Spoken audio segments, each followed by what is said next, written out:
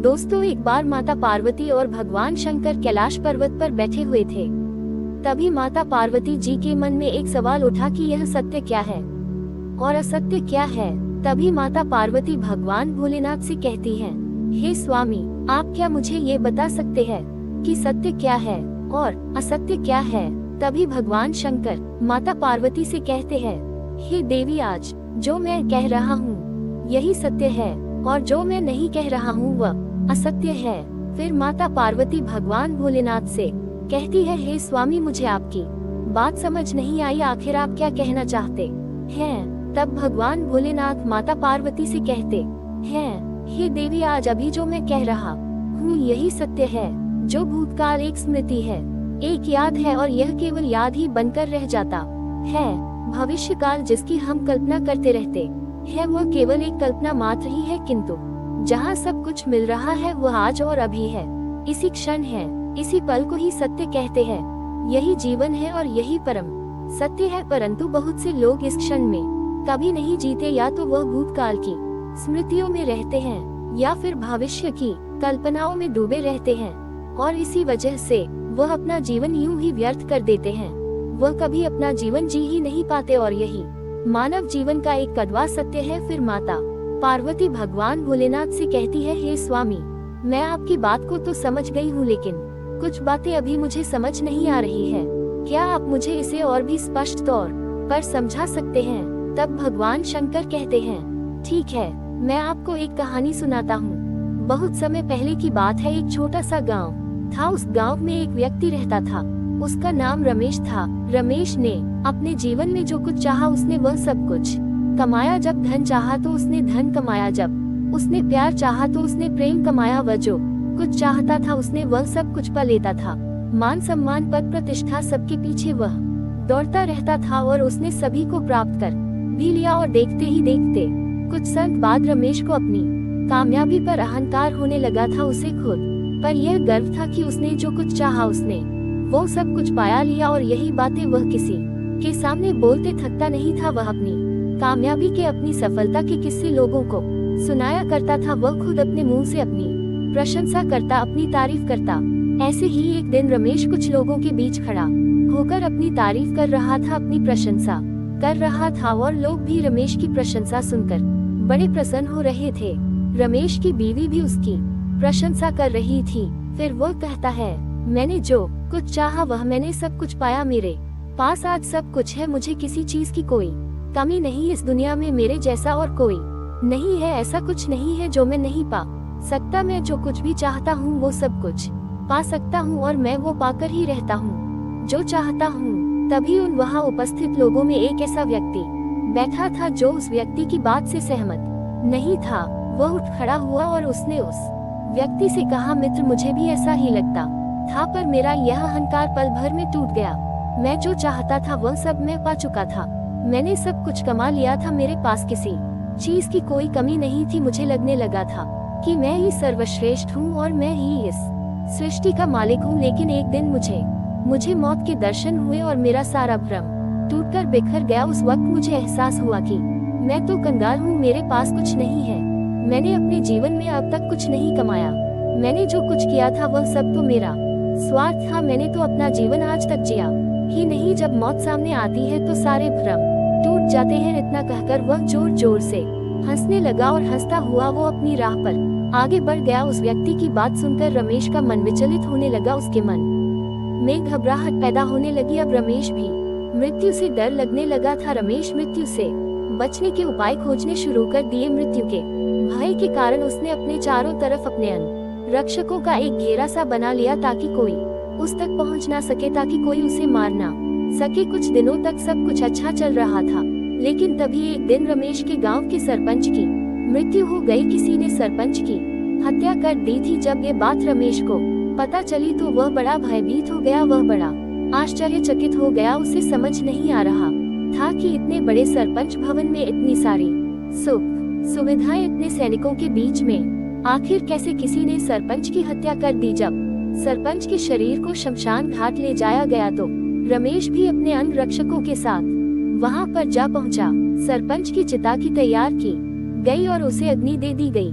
उस चिता को इस तरह से जलता देख अब रमेश के मन में और भी ज्यादा भय उत्पन्न होने लगा था। वह और भी ज्यादा डर चुका था। अब रमेश को उस व्यक्ति की वह सारी बातें याद आने लगी थी। उसके कहे शब्द उसकी कानों में गूंज रहे थे। उस व्यक्ति ने बताया था कि जब मौत आती है तो सारे भ्रम टूट जाते हैं, सारे अहंकार चकना चूर हो जाते हैं। तभी रमेश के मन में एक और ख्याल आया, ये जो व्यक्ति चल रहा है, ये व्यक्ति भी कभी अपने आप को एक सरपंच कहा करता था। आज मौत ने इसका भ्रम तोड़ दिया है।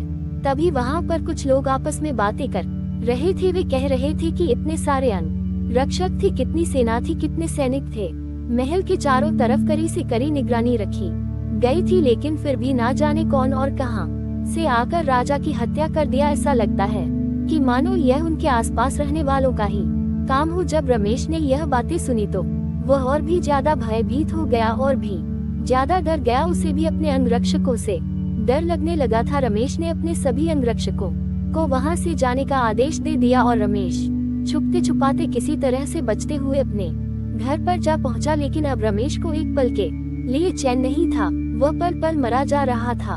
वह इतना भयभीत हो चुका था कि उसे हर जगह अपनी मृत्यु ही नजर आ रही थी। यहाँ तक कि जब वह सोता था तभी उसे सपने में अपनी मृत्यु नजर आने लगी थी। वह सभी को शक की नजर से देखने लगा था। घर परिवार में यदि कोई व्यक्ति आता, कोई रिश्तेदार, कोई सगा संबंधी जब रमेश के करीब आने का प्रयास करता तो उसे ऐसा ही प्रतीत होता था कि मानो वो उसे मारने आया है और वह व्यक्ति अपनी धन संपदा को बचाने के चक्कर में लग जाता। एक दिन रमेश अपना भेष बदलकर दूसरे गांव की ओर जा रहा था। तभी अचानक उसके पैरों में एक कील चुभ गई और रमेश आंखें बंद करके जोर जोर से चिल्लाने लगा, मुझे मत मारो, मुझे मत मारो, मुझे छोड़ दो, मुझे जाने दो, मैंने तुम्हारा क्या बिगाड़ है, बचाओ, कोई है यहाँ पर, मेरी जान बचाओ।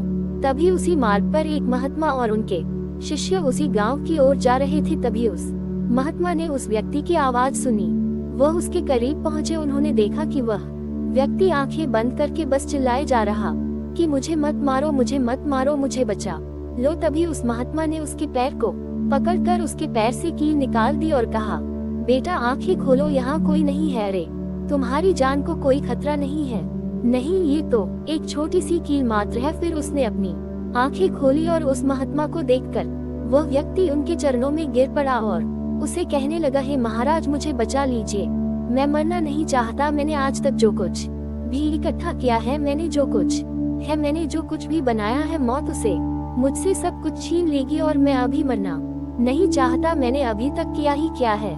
उस व्यक्ति की यह सारी बातें सुनकर महात्मा जोर जोर से हंसने लगे और उस व्यक्ति का हाथ पकड़कर उस व्यक्ति से कहते हैं, तुम मेरे साथ चलो, मैं तुम्हें कुछ दिखाना चाहता हूँ। फिर महात्मा रमेश का हाथ पकड़कर उसे एक स्थान पर ले जाते हैं। वहाँ पहुँचने के बाद महात्मा उसे सामने की ओर इशारा करते हुए कहते हैं, वहाँ क्या देख रहा है। तभी वह व्यक्ति कहता है, हे महाराज, एक व्यक्ति पेड़ के नीचे बैठकर पानी पी रहा है। तभी महात्मा कहते हैं, पानी पी रहा है ना। तभी महात्मा रमेश का हाथ पकड़कर उसे और आगे ले गए और आगे की ओर इशारा करते हुए रमेश से कहते हैं कि यहाँ क्या दिख रहा है। इस पर रमेश कहता है, हे महाराज, यहाँ पर किसान अपनी फसल काट रहा है। तभी महात्मा कहते हैं, फसल काट रहा है ना। तभी महात्मा जी रमेश को और आगे ले जाते हैं और सामने की ओर इशारा करते हुए कहते हैं, वहाँ क्या दिख रहा है। तभी रमेश कहता है, हे महात्मा, एक माता अपने बच्चों को खिला रही है, प्यार कर रही है।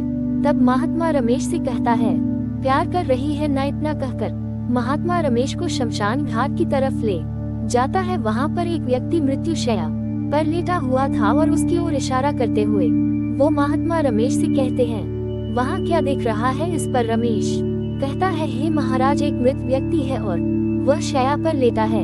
तब महात्मा जी रमेश से कहते हैं, क्या वह कुछ कर रहा है। तभी रमेश कहता है, नहीं महात्मा जी, वह कुछ नहीं कर रहा। तभी महात्मा उससे कहते हैं, कुछ नहीं कर रहा है ना। तभी रमेश महात्मा जी से कहता है, हे महात्मा, आखिर आप कहना क्या चाहते हैं, आप मुझे क्या समझाना चाहते हैं, मैं आपकी बात समझ नहीं पा रहा हूँ। तभी वह महात्मा रमेश से कहते हैं, बेटा, जो तुम जीवन जी रहे हो, ये जीवन आज है, अभी है, इसी पल है। और जो व्यक्ति केवल अपनी मृत्यु का इंतजार करता रहता है और अपने जीवन में कुछ नहीं करता, वह तो मरे हुए के समान ही है। भले ही वह जीवित है, लेकिन वह मुर्दे के बराबर ही है। जिस प्रकार तुम खुद जी रहे हो, तुम अपने जीवन पर ध्यान दो जिस प्रकार तुम मृत्यु के भय से कांप रहे हो, मृत्यु के भय से डरे हुए हो कि मृत्यु कब आएगी इसका तुम्हें ज्ञान तक नहीं। उस मृत्यु को लेकर तुम आज से ही चिंता में हो, भयभीत हो और डर रहे हो।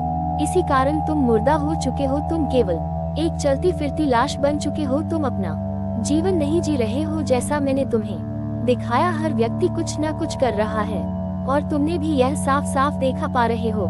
जब मैं तुम्हें उस मृत शरीर के पास ले गया तो तुमने खुद ही कह रहे हो कि वो कुछ नहीं कर रहा और तुम भी उस मृत शरीर की तरह ही हो, अपने जीवन में कुछ नहीं कर रहे, केवल मृत्यु के डर से भयभीत हो और उससे बचने के तरह तरह के उपाय ढूंढ रहे हो, उससे भाग रहे हो। क्या तुम्हें ऐसा नहीं लगता कि मृत्यु आने से पहले ही तुम मर चुके हो?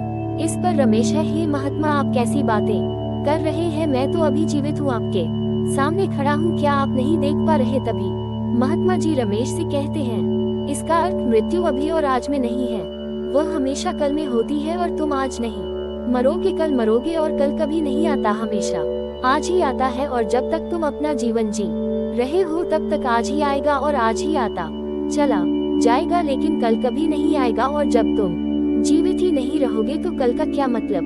कल क्या होगा, किसे क्या फर्क पड़ने वाला है? यानी तब भी कल में आने वाली जो मृत्यु है वह नहीं आएगी जब तक तुम जीवित रहोगे, आज में रहोगे। और जो आज में रहेगा वह अपनी हर चीज का उपभोग कर सकता है। आगे महात्मा जी रमेश से कहते हैं, जब एक बच्चा जन्म लेता है तो क्या वह कल में जन्म लेता है? इस पर व्यक्ति कहता, महात्मा जी एक बच्चा तो आज ही में जन्म लेता है। तब वह महात्मा कहते हैं, तो इसका अर्थ क्या हुआ कि जीवन आज में ही है हमारा जीवन, हमारा हर एक पल हर एक क्षण ना तो कल में था और ना कल में होगा। हम जो कुछ कर रहे हैं वह आज है, अभी है, इसी वक्त है।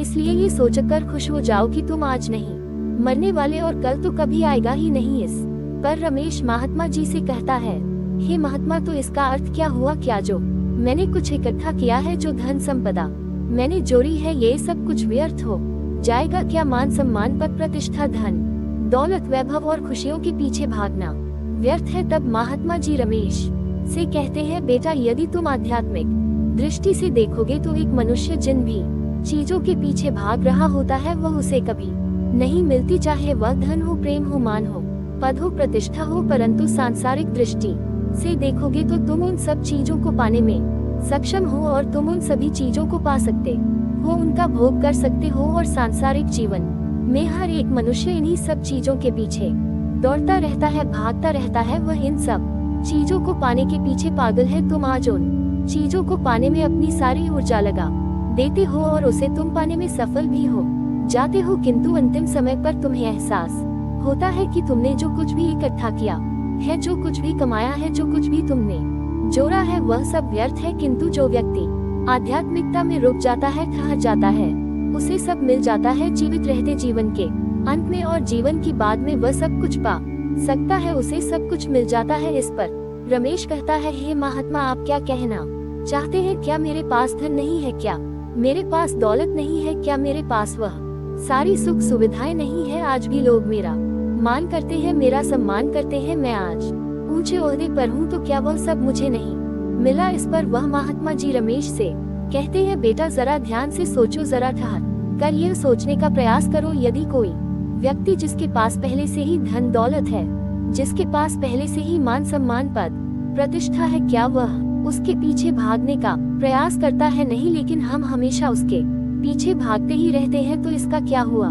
क्या वो हमें मिल चुका है? नहीं, इसका अर्थ यही है कि वो तुम्हें अब तक नहीं मिला, इसी कारण तुम उसके पीछे अब तक भाग रहे हो। जरा तुम एक पल के लिए ये सोचो, क्या तुम अभी और धन कमाने के पीछे नहीं भाग रहे? क्या तुम प्रेम पाने के पीछे नहीं भाग रहे? क्या तुम मान सम्मान पद प्रतिष्ठा के पीछे नहीं भाग रहे हो? इसका अर्थ यही है कि तुमने अब तक ना तो धन कमाया है, ना ही कोई दौलत, ना ही कोई प्रेम, ना ही कोई मान सम्मान, ना ही कोई पद प्रतिष्ठा। तुम तो अब भी उन्हें पाने का प्रयास कर रहे हो और उन्हीं के पीछे भाग रहे हो। एक पल के लिए ये भी सोच कर देखो, क्या हर एक मनुष्य अपने जीवन के अंतिम समय तक इन सबके पीछे नहीं भागता रहता है? क्या इससे तुम्हें यह नहीं समझ में आता कि जो कुछ भी तुमने पाने का प्रयास किया था, जिसके पीछे भी तुम भाग रहे थे, जो भी पाना चाहते थे, वह तुम्हें अब तक नहीं मिला। तुम्हें मंजिल अभी बहुत दूर है, इसलिए मैं तुमसे कह रहा हूँ कि जो दौड़ रहा है उसे कभी वह नहीं मिलता जिसके पीछे जो भाग रहा है, जिसके पीछे जो दौड़ रहा है, किंतु जो मनुष्य समय पर रुक जाता है, समय पर अपने आप को रोक लेता है, ठहर कर यह सोचता है कि उसने क्या पाया है और वह किस चीज के पीछे भाग रहा है, तो उसे सब कुछ मिल जाता है। जो कुछ वह चाहता है वह सब कुछ हासिल कर पाता है। तभी रमेश महात्मा से कहता है, हे महात्मा, मैं आध्यात्मिकता के बारे में कुछ नहीं जानता, पर मैं अपने जीवन को सुखी और संतुष्टि से जीना चाहता हूँ। मुझे कैसा जीवन जीना चाहिए जिससे मैं इस दौर में शामिल होने से बच जाऊं और मुझे वह सभी मिल जाए जो मैं चाहता हूँ। तभी महात्मा जी रमेश से कहते हैं, बेटा, किसी भी चीज को पाने के लिए अपनी वासनाओं को इतना पोषित मत करो कि वह तुम्हारी सोच पर हावी हो जाए और तुम उनके काबू में हो जाओ। वह तुम्हें पागल ना बना दे और तुम केवल उस दौर में भागते ही रह जाओ। तुम्हें इस चीज का ध्यान तक ना रहे कि तुम सही कर रहे हो या गलत। इसलिए अपने आप को मध्य की स्थिति में रखो। कोई भी चीज ना तो तुम्हारे पास अत्यधिक ज्यादा हो और ना ही अत्यधिक कम। सुख में ना अधिक सुख हो, ना ही दुख में अधिक दुख हो। प्रेम के पीछे मत भागो, यह भागने की चीज नहीं है, इसे खुदा ने दो। हम में से हर एक मनुष्य मान, सम्मान और पद प्रतिष्ठा के पीछे भागता रहता है, लेकिन इनके पीछे लला मत रहो, बल्कि ऐसे कर्म करो जिससे लोग तुम्हारा खुद व खुद मान करें, सम्मान करें। तुम्हें उस पद पर खुद ही बैठा देंगे, तुम्हें बिना मांगे वह मान, सम्मान, पद प्रतिष्ठा खुद व खुद मिल जाएगी। अपनी पद और अपनी प्रतिष्ठा का अपने लिए नहीं बल्कि लोगों की सहायता के लिए इस्तेमाल करो। अपने जीवन को कुछ इस प्रकार जियो कि यहाँ पर सब कुछ तुम्हारा ही है और तुम सबके हो। जीवन भरपूर हो जाएगा, जीवन आनंदमय हो जाएगा और तुम अपने जीवन को भरपूर तरह से जी भी पाओगे। किसी से डरने की तो कोई आवश्यकता नहीं। हमेशा खुश रहो, मस्त रहो और अपने जीवन को भरपूर तरीके से जियो। महात्मा की यह बात सुनकर रमेश को अपनी गलती का एहसास हो चुका था और वह ये समझ चुका था कि वह महात्मा उसे क्या कहना चाहते हैं। तब उसके मन और उसके दिमाग से मृत्यु का भय पूरी तरह से निकल चुका था, क्योंकि वह समझ चुका था कि मृत्यु आज में नहीं है, वह तो कल में है और कल कभी नहीं आता, और जब तक वह जीवित है वह तो आज में ही जिएगा। उसने खुद की प्रशंसा करनी बंद कर दी। उसके बाद से रमेश और भी ज्यादा मेहनत करनी शुरू कर दी और भी ज्यादा धन कमाने लगा, लेकिन अपने लिए नहीं बल्कि लोगों की सहायता के लिए, लोगों की मदद के लिए। वह जीतने लोगों की भी मदद कर सकता था। रमेश उन सबकी मदद जरूर करता था, जिस कारण उसे धन मिला, मान मिला, सम्मान मिला, पद और प्रतिष्ठा भी मिली। लोगों ने उसे इतना प्रेम दिया कि जितना वह खुद प्रेम के पीछे भागता रहता तो भी उसे कभी नहीं मिल पाता। तब उस व्यक्ति को सच्चे प्रेम का एहसास हुआ। वह अपने जीवन में जितनी भी चीजों का उपभोग कर सकता था उसने उनका उपयोग किया और अपने जीवन को भरपूर तरीके से जिया। लेकिन एक दिन रमेश मृत्यु को प्राप्त हो चुका है, परंतु ये बात रमेश को अब तक पता नहीं थी कि वह मर चुका है। फिर भगवान शिव कहते हैं, वास्तविकता तो यही है, कभी भी इंसान को अपनी मृत्यु का एहसास नहीं हो पाता। इसलिए जीवन आज में ही है, अभी में है और इसी पल में है। यदि इसे आज नहीं जिएंगे तो यह आपको दोबारा नहीं मिलेगा। इसलिए अपने जीवन को भरपूर तरह जियो, खुशी से जियो, मस्त होकर जियो, क्योंकि ये दोबारा नहीं आएगा। खुशी से जियो, मस्त होकर जियो, क्योंकि यह जीवन बहुत कीमती है और आपको ये जीवन एक बार ही मिला है। इसे यूं ही व्यर्थ ना करें। आज में जियो, अभी में जियो, इस पल में जियो, इस पल को जियो, बाकी सारी चीज भूल जाओ, उसकी चिंता मत करो। तो दोस्तों, अगर आप शिव के सच्चे भक्त हैं तो चैनल को सब्सक्राइब और वीडियो को लाइक करके कमेंट में हर हर महादेव लिख दे।